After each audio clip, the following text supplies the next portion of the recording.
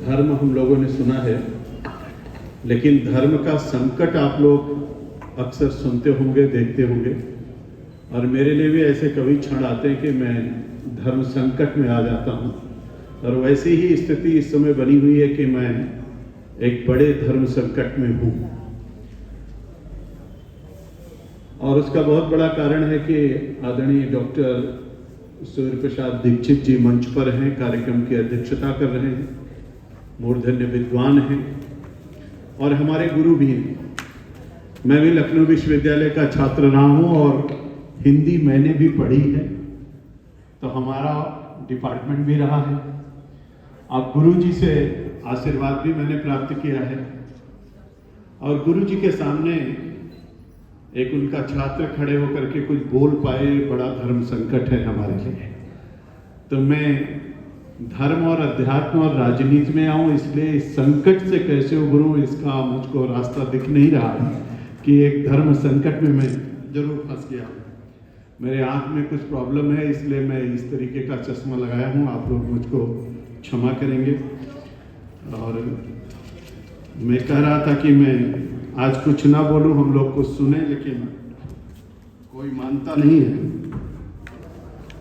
आज के इस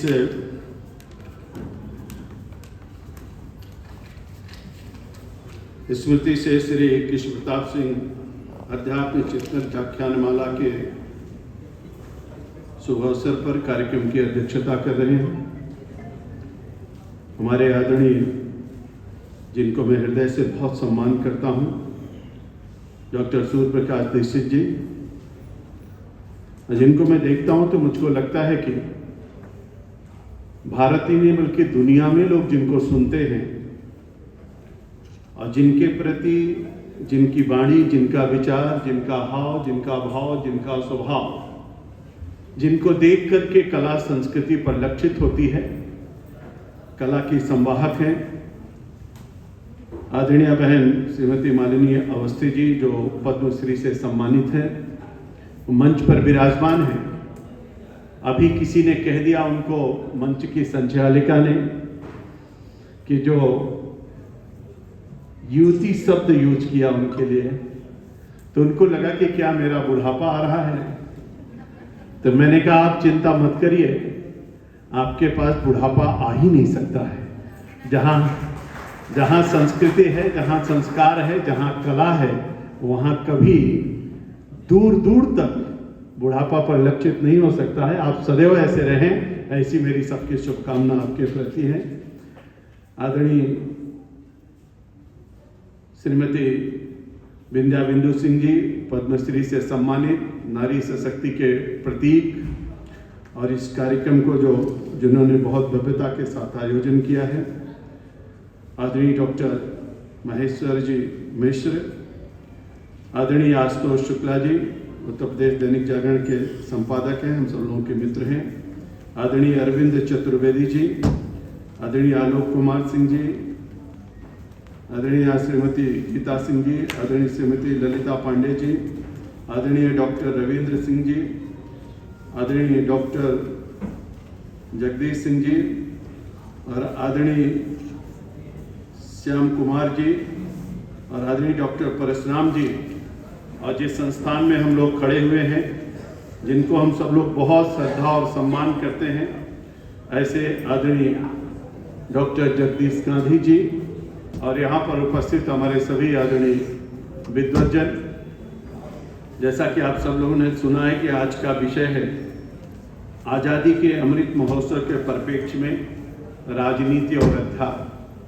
सबसे पहले मैं श्री कृष्ण प्रताप सिंह स्मृति शेष के श्री चरणों में अपनी पुष्पांजलि, भावांजलि, श्रद्धांजलि अर्पित करता हूं और उनको सत सत नमन करता हूं उनकी जयंती के अवसर पर। और मैं कहां से अपनी बात शुरू करूं मुझको समझ में नहीं आ रहा है, क्योंकि मैंने पहले ही कहा कि मैं धर्म संकट में हूं। शब्द हमारे पास आ नहीं रहे हैं और हम सब लोग गुरु जी को सुनना चाहते हैं, लेकिन फिर भी मैं यहाँ पर खड़ा हूँ तो कुछ बातें आपके बीच में जरूर कहूँगा।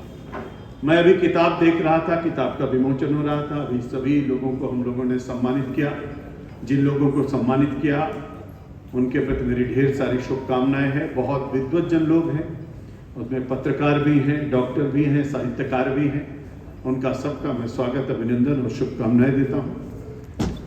मैं सोच रहा था कि कितना अच्छा विषय हमारे आदरणीय गुरुजी ने चुना है, आज़ादी का अमृत महोत्सव, राजनीति एवं अध्यात्म। तो मैं गुरुजी सबसे पहले आपसे क्षमा मांगते हुए कुछ शब्द निवेदित करना चाह रहा हूं। और उस निवेदन में अगर यहाँ पर बैठे हुए बहुत विद्वज्जन हैं, हमारे सैनी साहब बैठे हैं, हमारे मार्गदर्शक हैं, संरक्षक हैं, और जितने लोग यहाँ बैठे हैं सब हमसे ज़्यादा जानते हैं। और ये मान करके कि मैं बहुत छोटा हूँ, अगर मेरे मुंह से कोई ऐसा शब्द निकले तो मुझको क्षमा करिएगा।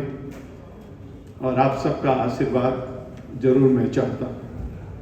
मैं सोच रहा था कि आज से 1,98,58,85,525 वर्ष पहले जब सूरज की पहली किरण धरती पर आई थी, और वहां से जब हम लोग चारों युगों की रचनाओं के बारे में सोचते हैं, तो गुरुजी सतयुग का कालखंड जो है 17,28,000 वर्ष, त्रेता 12,96,000 वर्ष, और द्वापर के 8,64,000 वर्ष, और कलयुग के 4,32,000 वर्ष बताए जाते हैं।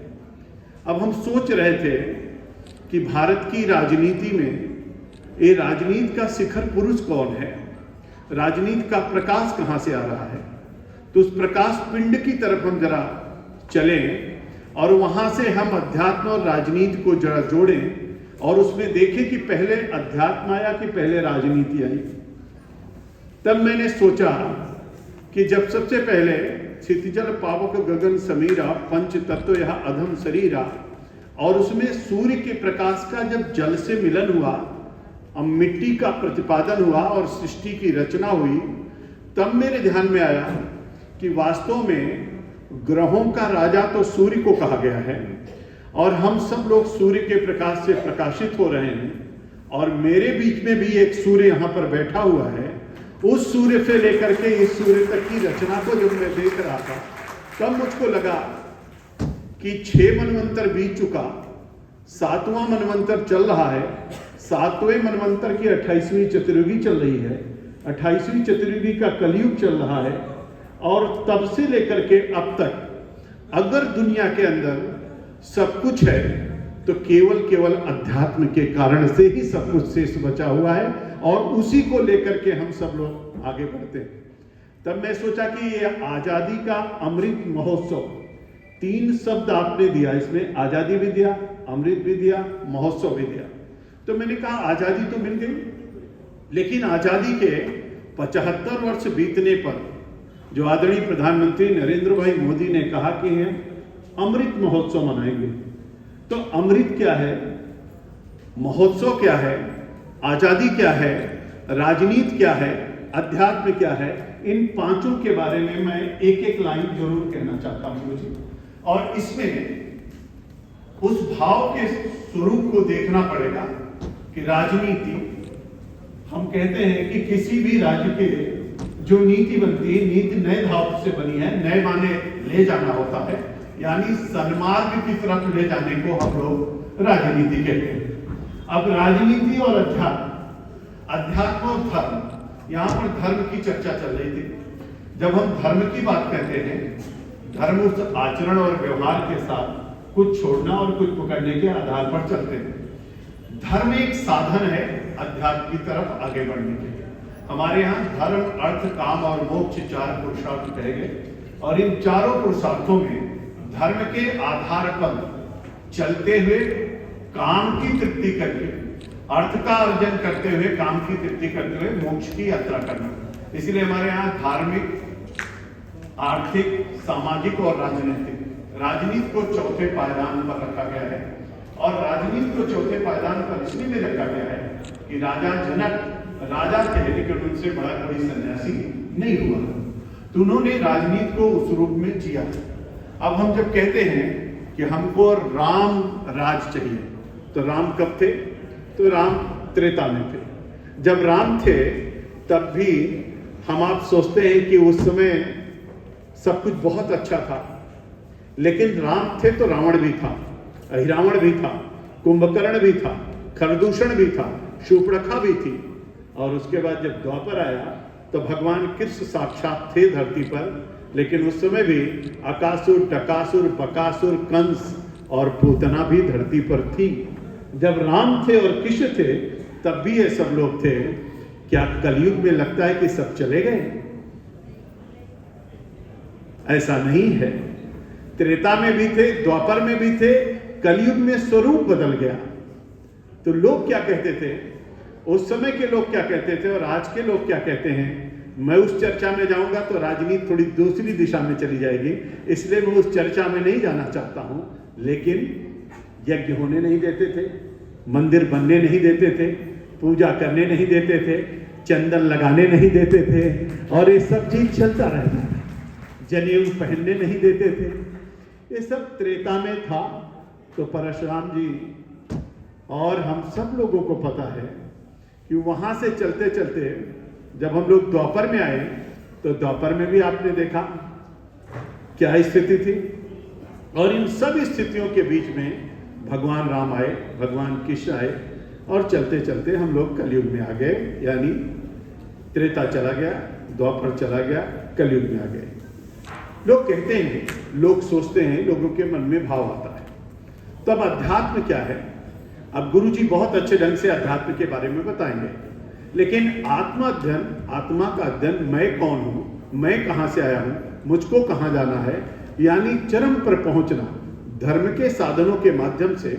इसीलिए गीता में भगवान कृष्ण ने जो 700 श्लोक कहे, उन 700 श्लोकों में प्रारंभ के 600 जो 6 अध्याय उनमें हैं और 280 श्लोक है, उसमें उन्होंने कर्मयोग के बारे में बताया। दूसरा, उन्होंने जो 209 श्लोक हैं उसमें उन्होंने भक्ति योग के बारे में बताया, और जो 211 श्लोक हैं लास्ट के 6 अध्याय, उसमें उन्होंने ज्ञान योग के बारे में बताया। कर्म योग, भक्ति योग और ज्ञान योग। जब ये तीनों योगों का समुच्चय बना, तब वो जो चौथा योग हम लोग आजकल पतंजलि योग कहते हैं, हठ योग कहते हैं, कुंडली योग कहते हैं, ज्ञान योग कहते हैं, जप योग कहते हैं, लय योग कहते हैं, राजयोग कहते हैं, जैन योग कहते हैं, बौद्ध योग कहते हैं, बहुत सारे योगों के बारे में जो 12 प्रकार की चर्चा चलती है, उन योगों का जो समुच्चय है, ये सब साधन हैं अध्यात्म के उस चरम पर पहुंचने के लिए।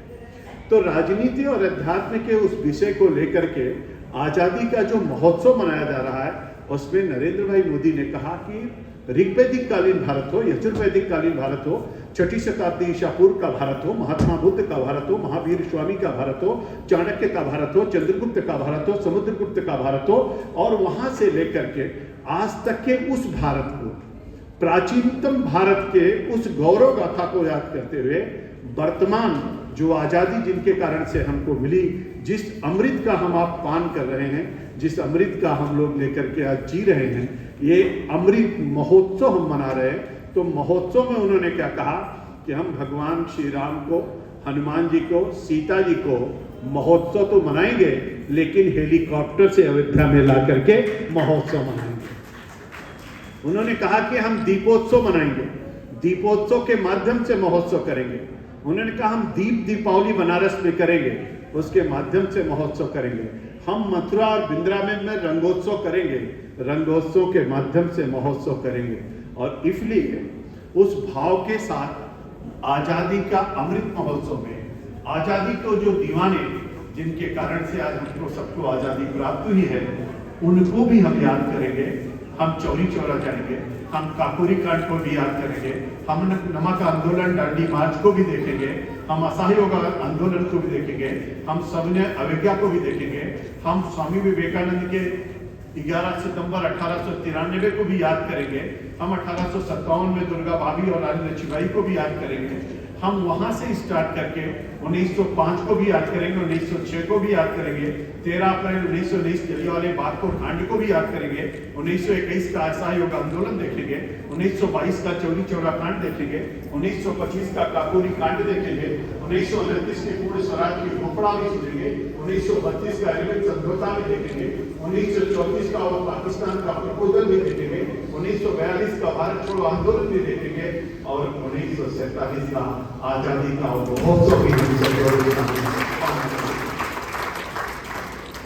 लोग कहते भारत सोने का चिड़िया था, अब जब भारत से लेकर चिड़िया की बातचीत चलती है तब हम कहते हैं आपसे कौन सा भारत से लेकर चिड़िया था? 11वीं शताब्दी का भारत, 16वीं शताब्दी का भारत, 30वीं शताब्दी का भारत, कौन सा भारत से लेकर चिड़िया था? तो जब भारत में भारत के लोगों का शासन था तो भारत सोने का चिड़िया था, लेकिन भारत में जब दूसरे लोगों का शासन आया तो भारत को बदलित किया। मेरा भारत जब अध्यात्म में था, अध्यात्म और राजनीति का जब समुच्चय था, तो हमारे पास तक्षशिला भी था, हमारे पास नालंदा भी था, और दुनिया के लोगों को अगर अध्ययन करना होता तो भारत के धरती पर। इसीलिए जब भारत में अध्यात्म और राजनीति थी तो दुनिया कहती, ऑक्सफोर्ड यूनिवर्सिटी में खड़े होकर के पूछिए कि सबसे प्राचीनतम पुस्तक का नाम बताइए, तो आज भी लोग कहेंगे ऋग्वेद, यजुर्वेद, सामवेद और अथर्ववेद की चर्चा करेंगे, 108 उपनिषदों की चर्चा करेंगे, गीता, रामायण और महाभारत की चर्चा करेंगे। और अगर आप किसी से पूछेंगे कि सबसे प्राचीनतम भाषा का नाम बताइए तो संस्कृत भाषा की चर्चा करेंगे। अगर पूछेंगे कि जीरो की खोज किसने की तो भारत की तरफ इशारा करेंगे। अगर किसी से पूछेंगे दुनिया में, इंग्लैंड में जाइए, अमेरिका में जाइए, जापान में जाइए, जर्मनी में जाइए, रशिया में जाइए, पूछिए अंक कहाँ से आया तो लोग भारत का नाम लेंगे। किसी से अगर पूछिए और लोग कहेंगे गर्व के साथ कि योग कहाँ से आया तो हर कोई भारत का नाम लेगा। और दुनिया में किसी से कहीं पर जाके पूछिए कौन सी ऐसी नदी है जिसका पानी सूखता नहीं, जिसमें कीड़े नहीं पड़ते, तो भारत में बहने वाली गंगा मैया का नाम लोगे। लोगों से पूछिए दुनिया में कौन सा सबसे बड़ा मेला होता है तो हमारे प्रयागराज का कुंभ के बारे में लोग चर्चा करेंगे। और दुनिया में किसी से कहीं जाकर के पूछे सबसे ऊंची प्रतिमा कहाँ है तो सरदार वल्लभ भाई पटेल की प्रतिमा की चर्चा करेंगे। देखते देखते दुनिया का वो परिदृश्य जो भारत सबको सिखाता था, एक बार फिर से भारत जगा है। और इस अमृत महोत्सव के अवसर पर ज्यादा लंबी बात मैं नहीं कहूंगा, केवल कुछ बातें कह करके अपनी वाणी को मैं विराम दूंगा। बदलते हुए भारत का बदलता हुआ परिवेश कितना सुंदर और सुखद है।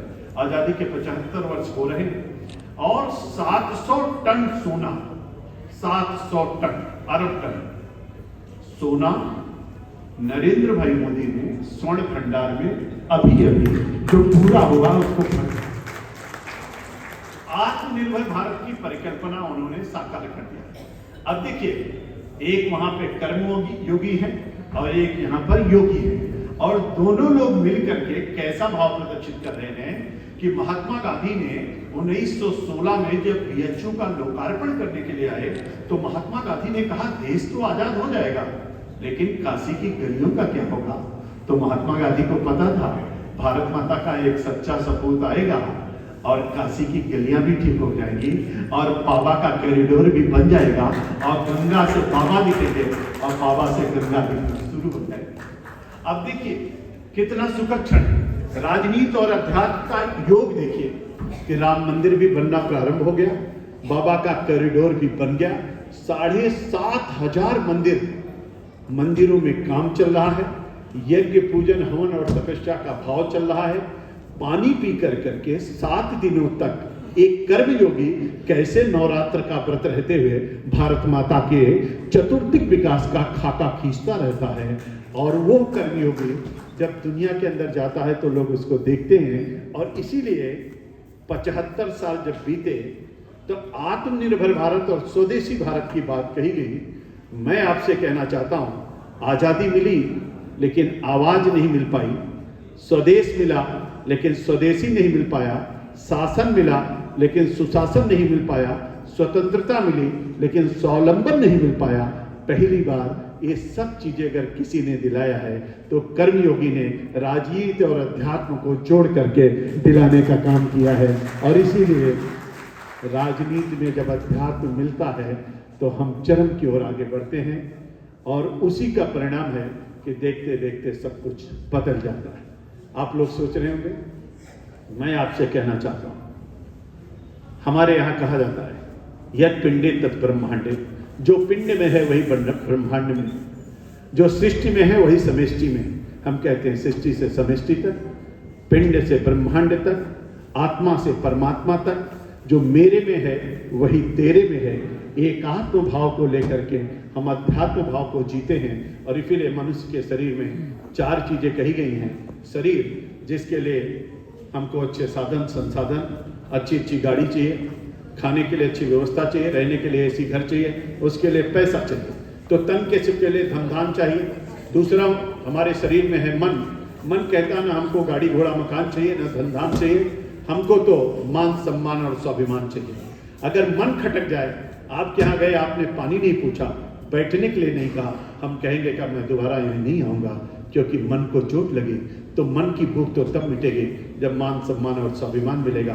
तो तन के सुख के लिए धन धाम चाहिए, मन के सुख के लिए मान सम्मान स्वाभिमान चाहिए। तो एक तीसरी चीज शरीर में और है, बुद्धि। बुद्धि कहती है ना हमको मान सम्मान स्वाभिमान चाहिए, ना हमको गाड़ी घोड़ा मकान चाहिए, हमको तो जब ज्ञान की प्राप्ति होगी तभी हमारी भूख मिटेगी। तो बुद्धि के लिए ज्ञान चाहिए। तो तन के सुख के लिए धन धाम चाहिए, मन के सुख के लिए मान सम्मान स्वाभिमान चाहिए, बुद्धि के लिए ज्ञान चाहिए। तो एक चौथी चीज शरीर में और है, वो कहती है ना हमको गाड़ी घोड़ा मकान चाहिए, न मान सम्मान स्वाभिमान चाहिए, न हमको ज्ञान चाहिए। वो चौथी चीज कौन सी है? वो चौथी चीज आत्मा है। आत्मा कहती मेरी भूख तो तब मिटेगी जब परमात्मा से मिलन होगा। तो हमारे शरीर के लिए जब ये चारों चीजें मिलती हैं, तन के सुख के लिए धन धाम, मन के सुख के लिए मान सम्मान स्वाभिमान चाहिए, बुद्धि के लिए ज्ञान चाहिए, आत्मा के लिए भगवान चाहिए, तब ये शरीर पूरी समुच्चय के आधार पर सुख की प्राप्ति करती है। ऐसे ही राष्ट्र का भी अपना चित्त है, अपना शरीर है, अपना मन है, और उन मन और शरीर और वाणी और विचार को लेकर के आदरणीय प्रधानमंत्री ने आज़ादी का अमृत महोत्सव मना रहे हैं। और हमको लगता है धर्म के आधार पर, राजनीति के आधार पर, कर्म के आधार पर, सामाजिक, राजनीतिक और आर्थिक चिंतन के आधार पर अभी अमेरिका की संसद में खड़े होकर के जिस ताकत के साथ वो बोल रहे थे, देश दुनिया सुन रहा था। अमेरिका का राष्ट्रपति पीछे बैठा था और मोदी जी कह रहे थे, मिस्टर स्पीकर, जब मैं पहले आया था तो मैं 10वें नंबर की अर्थव्यवस्था था दुनिया में, आज मैं आया हूं तो 5वें नंबर पे हूं, बहुत जल्दी मैं 3रे नंबर पर आने वाला हूं। यानी अमेरिका के राष्ट्रपति को बता रहे थे कि जल्दी ही मैं नंबर 1 की अर्थव्यवस्था बनने वाला हूं। अमेरिका की संसद में खड़े होकर के भारत का प्रधानमंत्री कह रहा है, यानी आवाज भारत को मिली। स्वदेशी टीका बना दिया और 220 करोड़ को टीका लगा दिया, 100 देशों को टीका दिला दिया। गर्व है कि आज रक्षा उत्पाद में 85 देशों को हम लोग रक्षा उत्पाद का निर्यात कर रहे हैं। 750 अरब डॉलर का निर्यात इन 9 सालों के अंदर दुनिया के अंदर करने का काम किया।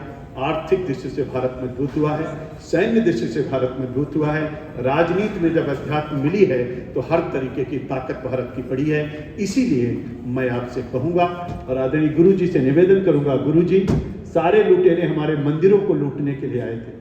सोमनाथ हमारा सोने का था, सारे मंदिर हमारे सोने के थे, इसीलिए भारत को सोने का चिड़िया कहा जाता था। मेरे जितने विद्वत जन यहाँ बैठे हैं, मेरी हाथ जोड़ के प्रार्थना है, एक बार मंदिरों का चक्कर लगाइए। 9 साल में फिर से सारे मंदिर सोने के हो रहे हैं। आप जाके सोमनाथ को देख करके आइए, सोने का हो गया है। आप जाकर के मुंबई में गणेश जी का देख के आइए, सोने का हो गया है। आप बाबा विश्वनाथ का देख करके आइए, सोने का हो गया है। जितने मंदिर हैं सब सोने के हो रहे हैं। ये समाज के सहयोग से बढ़ता हुआ भारत, बदलता हुआ भारत, और इसीलिए भारत माला है, सागर माला है। और इसीलिए आप जानते हैं कि दुनिया के 3रे नंबर में ऐसा एक देश है। अमेरिका दूसरे देश में घुस करके मारता है, इजराइल मारता है, या तो भारत घुस करके मारता है। ये ताकत भी बड़ी है, इसीलिए राजनीति में अध्यात्म मिलता है तो सब कुछ बन जाता है।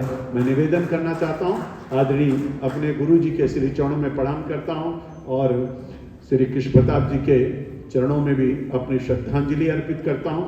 और आप सबको प्रणाम करते हुए जलते हुए प्रकाश से कहूंगा कि शुभम करोति कल्याणम आरोग्यम धन संपदा शत्रुवत विनाशाय दीपक ज्योति नमो वस्तुते दीपक ज्योति ब्रह्मा दीपक ज्योति नारदना दीपो हरत में पापम दीपक ज्योति नमो वस्तुते। भगवान सूर्य से कहूंगा, आदिदेव नमस्तुभ्यं प्रसीदमं भास्कर दिवाकर नमस्तुभ्यं प्रभाकर नमो वस्तुते। आदित्य प्रथमं नामाद्वितीयं दिवाकर तृतीयं भास्करं प्रवृत्तो चतुर्थं प्रभाकरं पंचम सहस्रास्ति षष्ठम चतुर्लोचना सप्तम भद्र षष्ठम च विभावसु नवम दिनकेतु दशमम द्वादशकम एकादश मूर्ति द्वादशम सूर्योचा। हे सूर्य भगवान, ऐसे ही अपने प्रकाश से हमारे भारत को प्रकाशित करते रहिए। सबका ललाट चमकता रहे, सुख समृद्धि यश वैभव प्राप्त होती रहे। भारत विश्व गुरु के पद पर आसीन हो, आत्मनिर्भर भारत बने और भारत सभी क्षेत्रों में नंबर 1 का स्थान बनाए। और हमारे प्रधानमंत्री को और ताकत मिले, हमारे मुख्यमंत्री को ताकत मिले, हमारे सभी ऋषि और मुनियों महर्षियों का आशीर्वाद प्राप्त होता रहे, आध्यात्मिक दृष्टि से भारत चरम पर पहुंचे और राजनीतिक श्रेष्ठता और ज्येष्ठता में दुनिया का नेतृत्व भारत करे। ऐसी आशा के साथ, इसी शुभकामना के साथ आप सबका बहुत धन्यवाद और आभार करते हुए एक बार फिर से अपने श्रद्धा से नमस्कार, वंदे मातरम।